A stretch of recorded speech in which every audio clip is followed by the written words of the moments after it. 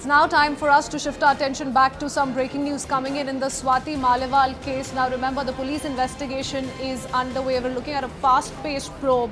The police in fact did take Bibhav Kumar to his residence as well to collect more proof. But in the latest, we're picking up a statement from the Lieutenant Governor of Delhi, V.K. Saxena, who's in fact hit out at Delhi Chief Minister Arvind Kejriwal. He's penned a statement, he's written a statement, and he says although Ms. Maliwal has been vociferous, hostile and blatantly partisan towards me and my office, often criticizing me unjustifiably, yet any physical violence and hounding perpetrated on her are inexcusable and unacceptable. I would have expected, at least for the sake of propriety, my Chief Minister would have come clean rather than being evasive and dodgy. So that's a statement coming in from the Lieutenant Governor. We have Rupashree Nanda joining us live with more. Rupashree, it's an attack of sorts coming in from the Lieutenant Governor, who's once again urging Delhi Chief Minister Arvind Kejriwal to break his silence over the entire episode. Because remember, when the Aam Aadmi Party was staging a protest, when Arvind Kejriwal addressed his party workers, not once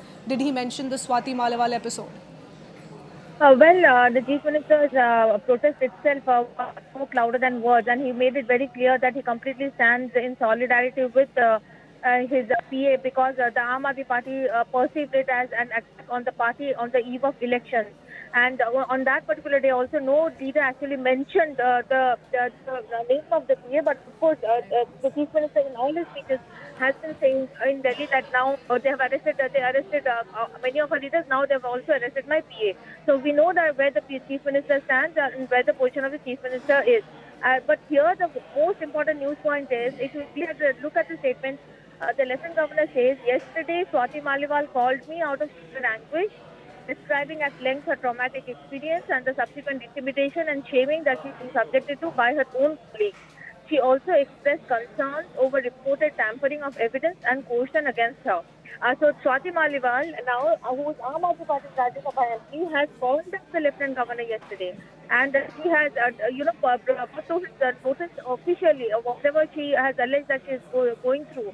And based on that one call, actually, when as the Lieutenant Governor himself has said, even though Swati Maliwal and Lieutenant Governor have been at loggerheads on appointments in the DCW when she was a chairperson, he says that the Chief Minister should break his silence, and he also says that the Delhi police must take this case to its logical conclusion.